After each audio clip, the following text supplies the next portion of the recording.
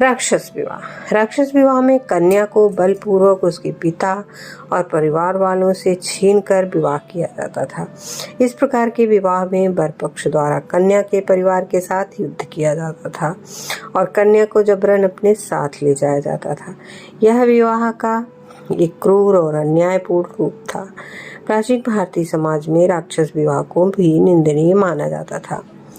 इसके लिए समाज में बहिष्कार किया जाता था। पैशाचिक विवाह प्राचीन भारतीय समाज में विवाह के 8 प्रकारों में से एक था।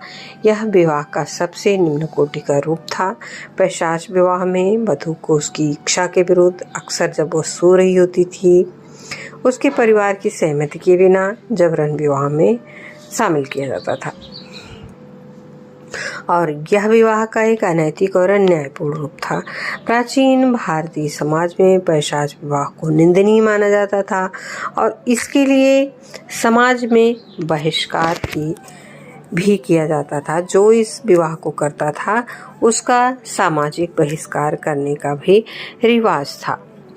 सबसे अच्छा विवाह गंधर्व विवाह माना जाता था, किंतु इसके भी अलावा वह भी विवाह माना जाता था अच्छा जिसको कि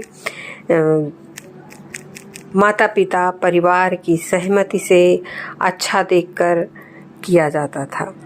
प्राचीन भारतीय समाज से ही, वैदिक काल से ही भारत में विवाह की प्रथा बहुत ही उच्च कोटि की रही है और यही भारत में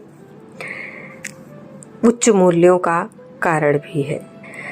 अपने रीति रिवाज परंपराओं के साथ ही भारतीय विवाह आज भी बहुत ही रोचक होता है। देश विदेश से लोग आकर के भारत की तरफ विवाह करना चाहते हैं, भारतीय विवाह पद्धति से विवाह करना चाहते हैं, क्योंकि ये बहुत ही अच्छा, बहुत ही विधि विधान से किया जाता है। यह विवाह यह पूरी तरह से महत्वपूर्ण धार्मिक संस्कार होता है जिसमें कि पंडित का होना बहुत आवश्यक है। इसमें भारतीय विवाह में लड़के के विवाह की बात करें तो तिलवाई, जनेऊ, फिर बारात विदा, वर यात्रा, सप्तपदी, कन्यादान, विदाई होता है और वही कन्या के विवाह में भी होता है और विवाह के बाद के भी तमाम सारे नियम हैं जो कि निभाने आवश्यक होते हैं। सबसे बड़ी चीज़ कि भारतीय विवाहों में